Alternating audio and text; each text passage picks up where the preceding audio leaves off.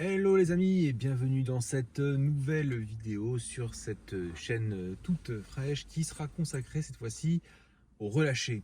Vous savez, le relâché, c'est ce moment où vous avez votre licence en poche, hein, votre PPL ou votre LAPL. Vous avez volé, vous avez travaillé dur pour l'avoir et post-examen, vous vous retrouvez tout seul et inexorablement, comme la majorité des pilotes privés, vous allez commencer à voler un peu moins, puis encore moins.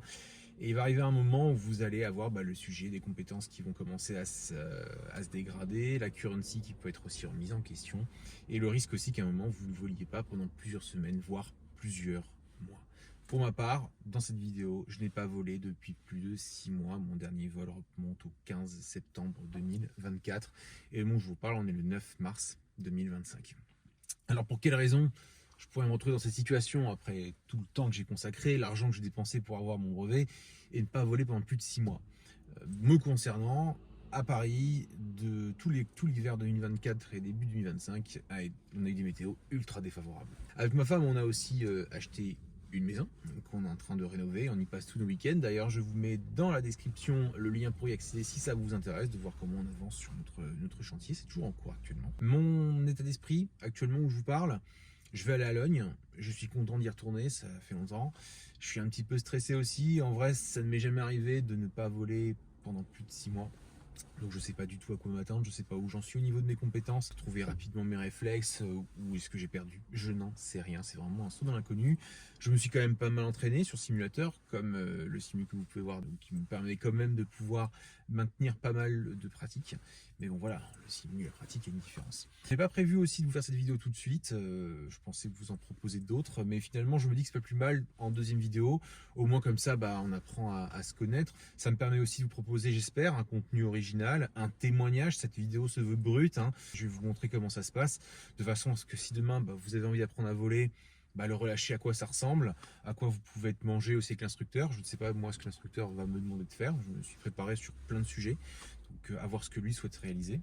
Et surtout pour vous témoigner que quand on est pilote, il faut voler, trouver des solutions, parce que voilà, ne pas voler pendant plus de 6 mois, ça reste quand même quelque chose qui peut être problématique. Ce que je vous propose à partir de maintenant, c'est un tout petit bout de pré-vol, le briefing avec l'instructeur, et je vous montre comment ça se passe, et j'espère que ça pourra vous apporter des réponses à des questions que vous pourriez vous poser, et vous montrer de quelle manière nous on entretient nos compétences de façon à assurer notre sécurité, la sécurité de l'avion, des passagers, mais aussi des personnes qui sont en bas.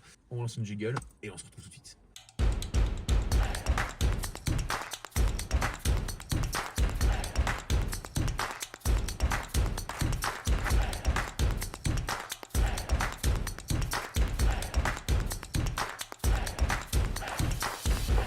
Québec Kilo, piste 26 heures, autorisé de décollage. Donc là je vais faire le pré-vol. Vérifier qu'au niveau de l'avion, tout est bon. Ce que je ferai, c'est que je vous ferai une vidéo dédiée à la pré-vol dans un futur épisode.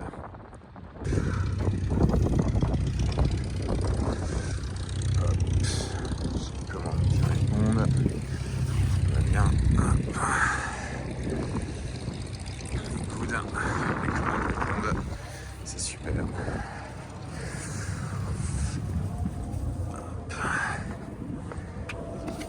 Depuis 6 mois, donc je suis content d'être revenu, mais un petit peu stressé, une petite appréhension, bien les compétences, la currency, tout ça. Après j'en sais rien, peut-être que ça va très bien se passer, mais là, il n'y a pas de stress. Juste, si tu vois des éléments ou voir des trucs qui sont moins bons, tu sais qu'il faudra les réviser pour on est d'accord. prochain récupérer. Bon, écoute, en tout cas, je te propose aujourd'hui de nous faire une navigation pour aller à Auxerre, même si la météo n'est pas forcément la plus favorable, mais on a encore un peu de temps, quoi. Donc On fera le début de l'inventaire. Exactement. Donc, ce que je te propose, c'est effectivement de pouvoir partir de Logne sur une route magnétique 120. On arrive à Fontenay-Tressigny, jusque-là très classique. On arrive au niveau de la ville de René-en-Brie. Ensuite, une route magnétique 170-171 pour aller au-dessus de Nangis, verticale Nangis. Et ensuite, on arrive en direction de la ville de Courtenay, avec pas mal de repères. On a la ville de Montereau-Faux-sur-Yonne, il y a la ville de Sens aussi qui est très grande. Il y a toutes les sablières, il y a une autoroute qui passe ici, donc j'ai envie de dire pas mal de plans pour nous aider. Et au niveau de la ville de Courtenay, pareil, il y a une intersection autoroute. Ça me plaît bien comme repère. Et après, on prend une sorte de route magnétique 120 pour aller jusqu'à Auxerre. J'ai pas choisi forcément le trajet plus direct. Parce que la ville de Sens, alors je sais pas, ça c'est la dernière carte, elle est à jour. Par contre, sur SDVFR, j'ai la ville de Sens qui est notée en orange. Donc c'est pas 3300 pieds, mais c'est plus 5000 pieds de survol. Ouais, Donc je ne savais pas trop entre guillemets où est-ce qu'on en était. Donc du coup j'ai pris le choix effectivement de plutôt faire un léger déroutement autour de Nangis, pour éviter l'obstacle avec, tu sais, la méthode de l'angle 60 degrés, on reste 2 minutes sur le côté, on revient en cap parallèle et on se remet à 60 degrés, bon, si jamais on le fait. Et après je trouvais que c'était plus sympa d'essayer de trouver la possibilité d'aller à Courtenay, de voir si je gardais bien mon cap, parce qu'il y a une légère dérive aujourd'hui, hein. Donc par rapport au vent qui était aux alentours du 163, je trouvais ça intéressant, quoi. Et en plus, en termes des différences de nautique, ça se joue à 2 nautiques près. Ouais, j'aurais peut-être briqué plus tôt pour prendre le Var de Melun pour me faire pousser jusqu'à. Ah non, ça c'est joué, c'est une bêtise. Après, je vais utiliser le Var de Melun, mais ce sera plus pour vérifier que j'arrive bien à Auxerre. Mais effectivement, j'utilise Coulommiers et j'utilise Melun comme Var d'aide, avec un QDR à 142 et un autre à. Ouais, d'ailleurs, c'était presque ma première question. Pourquoi est-ce que tu fais pas, vu le Fontenay-Nangis en direct, et que tu bifurques pour intercepter la radiale de Coulommiers, c'est ça? Alors je t'avoue que c'est plus un réflexe de ce que je faisais avant, mais durant mon apprentissage, on m'a souvent conseillé de ne pas faire ça parce que tu as des bleds autour, que tu risques effectivement de te retrouver un peu coincé. Alors que là, l'avantage, c'est qu'une fois que tu arrives au niveau de l'autoroute, c'est tout droit, tu vois le bled, enfin tu vois l'aérodrome de loin, par beau temps. Donc voilà, souvent c'est ce que je faisais avant. Mais c'est vrai qu'on aurait pu effectivement aller tout droit, c'est possible. Après, ça te fait par 30 secondes de vol. Voilà. Donc au niveau du dossier de vol, ce que je te propose, c'est tout ce qui est SEP, j'ai tout, hein, j'ai tous mes documents, on est bon. On vole sur le Québec Kilo. Donc on serait censé partir à 10h UTC pour arriver à 11h parce qu'on a un temps sans vent de 43 minutes, mais avec le vent on arrive à 1h, 61 minutes. Pour le terrain de dégagement, sans surprise, je choisis Joigny, parce que Joigny, c'est juste à côté. En plus, vu que le vent vient du 163, ça va nous pousser direct, donc ça nous fera 5 minutes, c'est le temps sans vent, donc on arrivera un peu en avance, limite. Et ensuite, pour le retour, je te propose Coulot, très classique, avec 10 minutes pour pouvoir y aller. Les cartes des fronts, en ce qui concerne les cartes des fronts, bon, ça c'est sur SDVFR et sur AeroWeb. Donc ce qu'on peut voir, c'est que on a notre tempête Jana, alors je me mets ici, qui va donc pousser la dépression Jana qui pousse un front froid qui est bien actif. On va le voir sur la Tansi tout à l'heure. Donc ça va nous apporter quoi? Ça va nous apporter ce qu'on a vu aujourd'hui, des cumulus. Ensuite on va attaquer sur du alto cumulus, du nimbostratus. Ça va faire un plafond bas. On va avoir des averses locales, des cumulonimbus isolés dans la masse nuageuse. Et là, en gros, on a encore une petite. On a cette ligne actuellement. Ouais. Donc, on ne peut pas encore y aller, c'est faisable, mais il ne faut pas traîner. Par contre, effectivement, le vent va nous ralentir. Le bon point, ce qui va bien avec ta nave, c'est toujours bon d'aller vers la merde. D'aller vers le mauvais temps. Parce que de toute façon, si on devait. Je ne sais plus vers quelle heure ça se dégrade, je crois que j'ai en tête 16h, en tout cas ça, mais si ça devait se dégrader plus tôt pour je ne sais pas quelle raison, tu es face au front qui est dégueulasse, tu sais que tu peux faire demi-tour, que tous les terrains que tu as survolés avant sont accessibles. Et en plus, j'ai le vent dans le dos, donc limite, je peux gagner du temps. Alors après, si on se concentre sur la Tansi, alors ce qu'on a en Tansi, c'est ce que je te disais il y a juste quelques instants.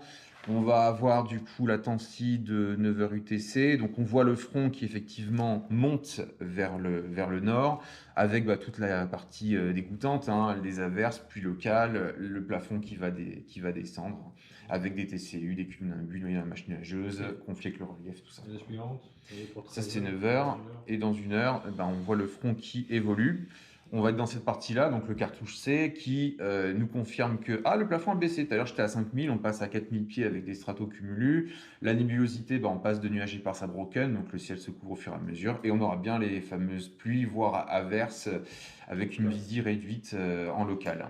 Avec je dis tout à l'heure, c'est le plus local. Enfin, c'est l'inverse local. C'est pas méchant. En gros, ça veut dire soit on fait du slalom autour des petites cellules, soit on passe à travers pour lever l'avion. Mais bon. C'est beau, voilà. C'est beau comme temps encore. Et oui, voilà, en vrai, le temps est sympa. Et ensuite, au niveau de ce qui est la Windtem, à 9h, on avait des vents qui étaient assez forts à 2000 pieds, avec minimum du 20-25 nœuds. Moi, je suis parti sur du 20 nœuds de force de vent pour faire mes calculs. Et ça va baisser normalement à 10 nœuds, si je ne trompe pas. Ouais, tu vois, ça baisse à 15, 10 nœuds. Parce que justement, la dépression arrive et on voit bien que le vent ne se stabilise pas, que ça tourne en rond. Le temps que le front arrive, c'est un peu le calme avant la tempête en mer, quoi. Voilà. Donc, j'ai fait tous mes calculs avec SDVFR. Ma lave, elle est tracée. Si jamais mon iPad lâche, j'ai refait mes calculs à la mano. J'ai ma dérive max à 12 degrés. Et au niveau du temps, on a indiqué qu'on arrivait à... Alors ça, c'est sur la nav. Hop, si je cache... Voilà, on dit qu'on arrive à 29 minutes. Moi, j'avais calculé 27, mais entre-temps, ça a bougé. Mais j'ai le même temps que ce soit à la mano ou sur les... Ensuite, en ce qui concerne les notables, je les ai pris. De manière globale, toutes les TMA autour de Melun sont déclassées Golf. On aura le Paris Info et on aura le SIV de Seine 1 qui sera actif. Ce que j'ai noté aussi dans les notames, c'est qu'on va avoir un sac de grues. Alors les grues, la position... La 5. Ah oui, mais c'est pas de l'Afgaz, donc on est tranquille.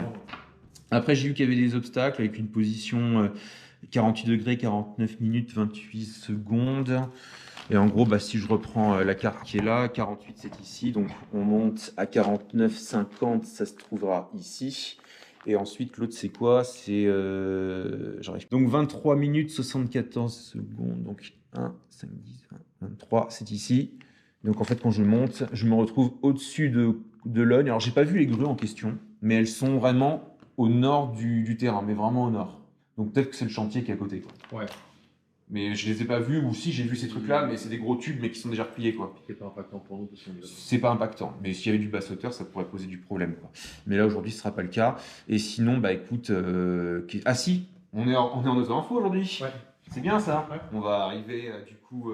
alors pour partir, on peut partir tranquillement route 120. C'est la 08 qui tourne là. C'est la 08 qui tourne. Par contre, pour le retour, on arrivera par Disney, mais on sera à 1300 pieds. Ouais.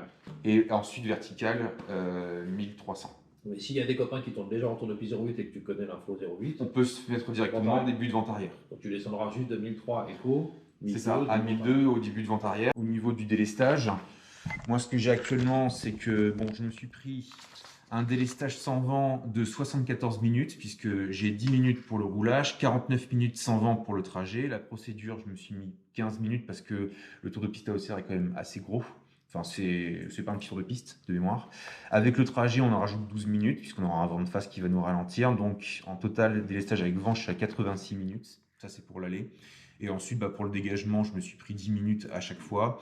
Maintenant, je commande mon bord et aussi 10 minutes. Avec ma réserve finale, j'arrive à 60 minutes. Et si on prend en compte le vent, il faut que je parte sur du 86 minutes de vol. Et avec un carburant à l'aller, il me faut au minimum 75 litres. Luani, c'est Golf Kilo le... LF... Ah non, LFGK. C'est GK? Je crois que c'est ça, ouais. C'est une vraie question, c'est pas un piège. C'est LFGK, c'est ça, oui. C'est ça. Ouais, il y a 18 litres entre les deux, d'accord. Dégagement... Ouais, 15, c'était large. Oui. Oui. Mais c'est de nouveau parce que voilà, ça fait longtemps que je n'ai pas volé, donc je m'accorde au besoin. Je vais être super honnête, j'ai la vieille intrigue de me demander si sur le vent en trajet qu'il faut considérer, si tu n'es pas tenu de le mettre en minus ici, parce qu'en fait on a le vent dans le dos. Ouais, alors justement j'avais un doute, donc j'ai préféré laisser à 0. C'est dans le sens de la sécurité. Hein. C'est dans le sens de la sécurité, mais oui, on aurait pu dire, on aurait pu. Ok. Non, mais je pense que c'est sans sécu. Donc on doit partir avec 75 litres à l'aller, et on refera le plein au retour, au besoin. 75 litres à l'aller. Bah oui, parce que j'ai 86 minutes pour aller ne serait-ce qu'à Auxerre. Donc ça nous fait déjà, avec 2 heures, quoi. Et puis il y a la réserve de 30 minutes qu'on ne peut pas toucher. Attends, le temps standard pour y aller, c'est 46. 46. Et là, on se prend 61 minutes, et après... On a 1h30. 86 minutes, il y a 1h30 pour y aller. Ouais. Et après, tu m'as rajouté 1 heure. Ouais, d'accord, 86. Donc 1h30, plus 60 minutes, ça fait 2 heures. Donc on a 2h30 pour y aller. Il faut 2h30 de pétrole. Donc 2h30 de pétrole, avec à 22 litres de l'heure. On est sur 44 litres, plus la demi-heure, plus 11 litres. Ah, je suis 56 litres. 56 litres. Bon bah. J'ai pris un peu plus du coup. Non, je sais pas, ouais, t'as pris une. Alors, j'ai dû faire une erreur, je ne sais où, mais bon. Après, je préfère limite partir avec plus que. Mais bon, 56 mais de surcroît, même, quand même tu le comptes 2h30, tu le comptes pour 25 litres de l'heure. Ça fait 50 oui, litres, moi je t'ai plus à 25, ouais. Mais ça fait, dans ce cas-là, ça fait 2h30, 55 de l'heure, t'es 25 de l'heure. 50 et 12,5. Oui. On est à 62, 63, je te l'ai dit, 63 litres. Voilà. Ce que j'entends par là, c'est que on aimerait avoir l'aigu autour du chiffre 2, quoi. Légèrement en dessous. Pour 82, c'est 80 litres. D'accord, ok. Tu as déjà regardé ce qu'il y a dans l'avion? J'ai déjà regardé, voilà, on a 2h33. Ouais. Bon, après, pour tout ce qui est masses, bon, je t'ai fait un truc assez classique. On part de 83 kg chacun pour nos poids respectifs. Si on a des bagages à l'arrière sur les places, c'est nos sacs 10 kg. Moi, je suis parti avec du coup 75 litres et je me retrouve avec une masse au décollage à 830 kg. Avec un bras à 0,44 et du coup en enlevant le délestage on se retrouverait à l'atterrissage à Logne à 795 kg. Donc on est vraiment au niveau du domaine, on est pile au milieu, c'est relativement standard. D'accord. On est plus côté arrière ou avant du coup? Alors à l'arrière ici, ouais. Et quand on va atterrir on sera à l'avant. Donc là on va avoir un avion qui sera très maniable mais peut-être légèrement plus instable, alors que ici sera moins maniable mais beaucoup plus stable. Mais bon là on verra pas la différence à ce niveau, hein, ce sera tranquille quoi. Et après en ce qui concerne les performances, là on est sur vraiment un temps standard, hein, il fait 14 degrés dehors, donc je suis parti sur le 535 basique et j'ai rajouté 30%. Par contre 685, 95 ça me paraît énorme, là j'ai un doute quand même. Alors c'est parce que clairement, 30%, c'est énorme. Là, on bouge quasiment toute la piste de Logne. Ouais, moi, très franchement, c'est considéré 30% pour la vétusteté de l'avion. Oui, vous considérez peut-être aussi un petit peu le fait qu'on soit pas pilote d'essai. C'est ça, voilà. Tu prennes ton action, tu délaisses de la rouler donner plus tard. Mais ça me semble beaucoup. Alors, somme toute, donc 5,35, on est sur du altitude 0 standard. Très bien, roulant. Donc, ça, c'est distance d'écho. Ça, c'est cohérent. Voilà. En vrai, moi je partirais là-dessus que ça c'est amplement suffisant en hiver et qu'il n'y a pas manière de se retrouver avec davantage de problèmes. En plein été, j'aurais pu comprendre, mais là. Tu as fait des comptes à 535 pour 1.3, 695, je ne me prêterai pas à le faire de tête, mais ça rajoute 150 mètres. Ouais. Ça me paraît un peu dingue quoi. Après pour le retour. Donc là dans la vraie vie, quand tu vois 695, tu pars pas quoi. Ouais. Ou alors si tu mets pied plancher et tu mets plein gaz et tu restes. Voilà. Ça c'est en revanche ce qu'on va appliquer. Voilà. Dans la vraie vie, 695 pour une piste qui fait 700 mètres, tu pars pas. Ouais. Alors ça veut dire que 695 mètres, excuse-moi, ça veut dire qu'on va passer 15 mètres au-dessus de quasi le seuil. C'est ça. À 695 mètres, on aura 50 pieds au-dessus de la piste. C'est ça. Donc on a le seuil on a la marge. Mais on a les hangars. Qui est existante. Mais effectivement, donc quand je dis tu pars pas, c'est un peu relatif, parce que du coup, c'est plutôt ok, on va dire, sur le départ. Mais je pense que ce sera intéressant de dire départ sur frein. C'est ça. Pente max. Pente max, c'est peut-être, on va le faire aujourd'hui pour l'exercice. On va se faire un bon pente max tenu. Une VX quoi. Voilà, vraiment très correctement. Tu as tes vitesses encore, 135? J'ai mes vitesses, 135, donc là on va monter plus à 130 pour avoir du coup. On va chercher. Ouais. Mais on garde 130 de sécu minimum quoi. Voilà. Ouais. Et départ sur frein, comme ça tu es sûr d'avoir l'intégralité de la puissance avant de lâcher des freins, ça va te permettre de ne pas dépasser les 680. C'est ça. Mais bon, c'est vrai que là au calcul, quand tu vois ça, tu te dis. Ouais, c'est moyen. Hein. À 30%, mais là moi je trouve qu'ils ont mis trop. Voilà ce que je peux te dire sur mon brief et sur la nef que j'ai créée.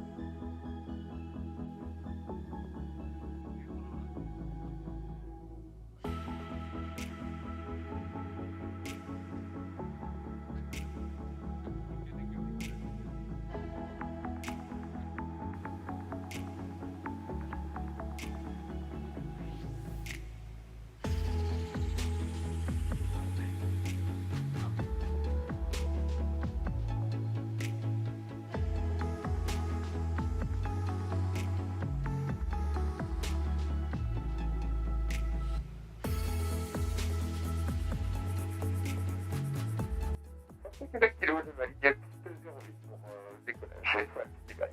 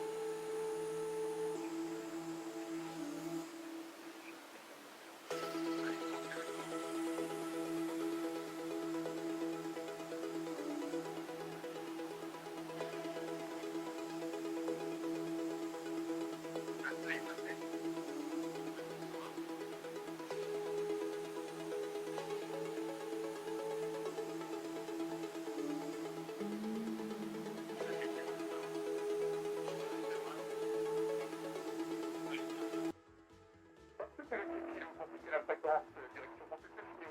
On va en faire bonne journée.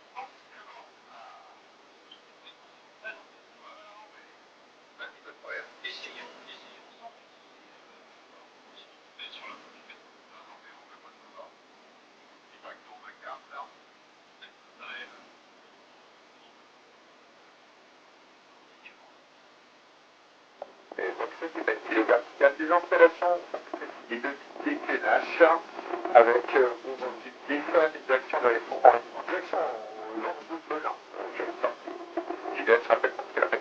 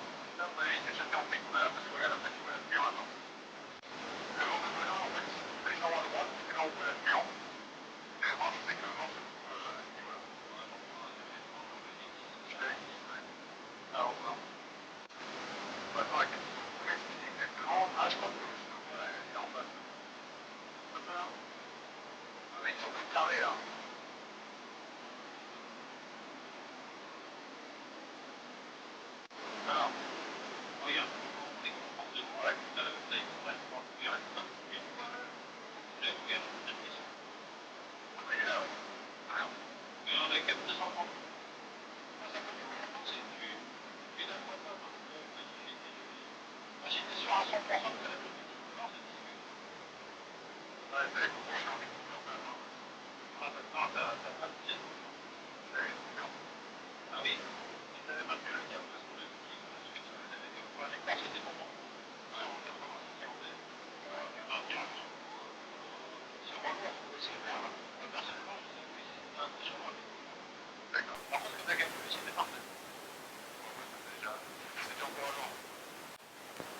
kg vertical devant 1500 pieds clénage pour un retour sur l'intégration par le sud. Bonne journée. Log en auto-info de Foxtrot Golf Jet kilo. Bonjour, Foxtrot Québec kilo, TDR 400 vertical devant 1500 pieds clénage.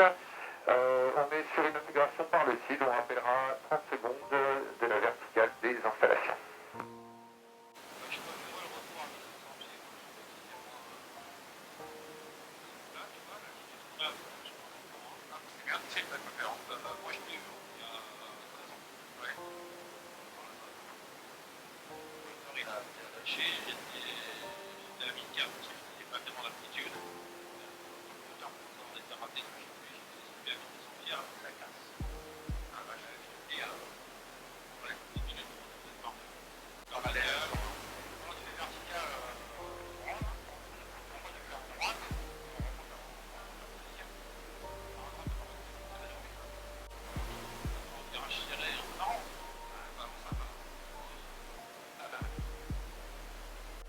Foxtrot Québec kilo dans les verticales des installations avec virage à droite pour m'intégrer en début de vent traversé, point complet en 0,8.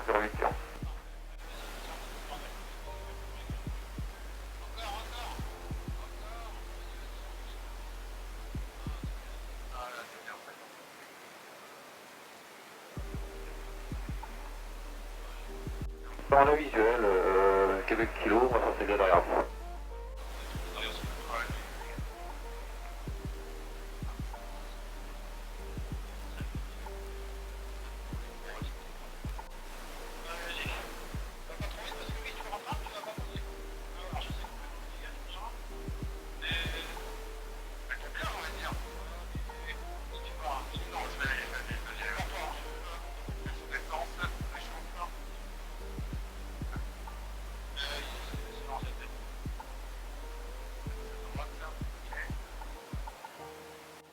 Québec kilo pour information, donc vent arrière on est derrière le Cessna, on prévoit donc une remise égale de revenir suivie d'un pas flotteur complet.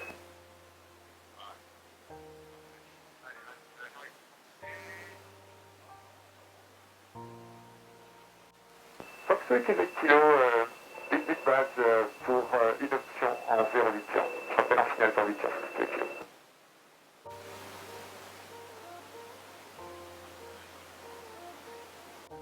Alors Québec kilo, on est numéro 2 en finale, visuel sur le précédent. On prévoit une remise des gaz, suivie d'un pas flotteur main gauche pour un complet 0,8.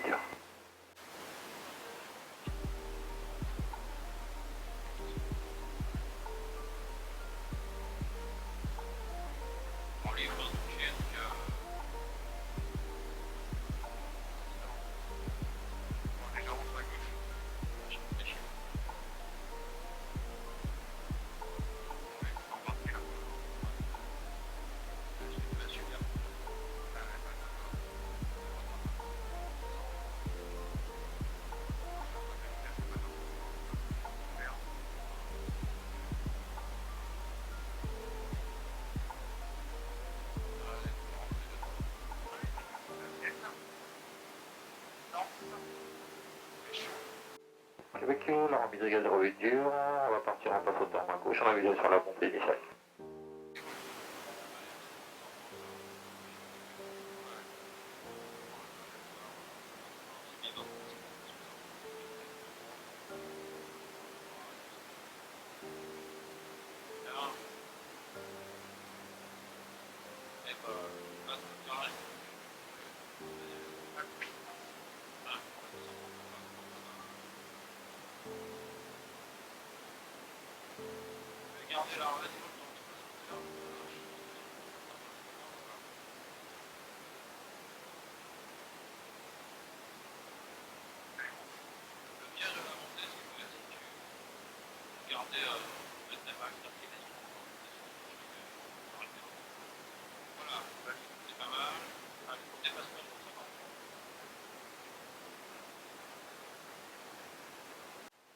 attendez, s'il vous plaît, parce qu'on est juste derrière nous aussi en basse hauteur, là. On est main gauche, on est travers sur les drops.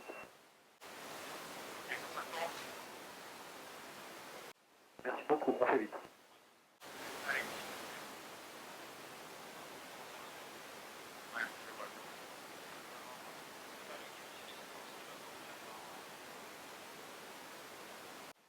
Québec Kilo, on est en dernier virage, basse hauteur pour le complet.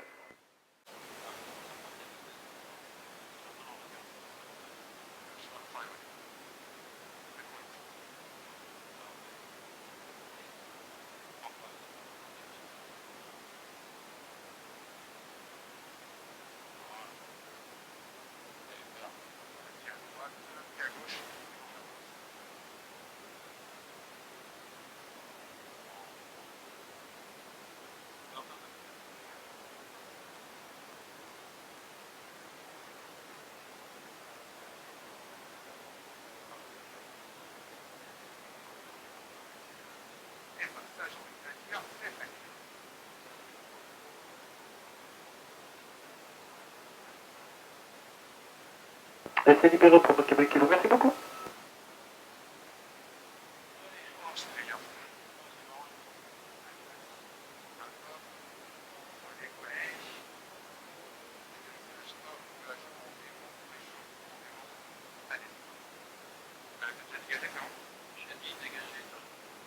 Le Québec Kilo, on poursuit, donc on a libéré nos 23.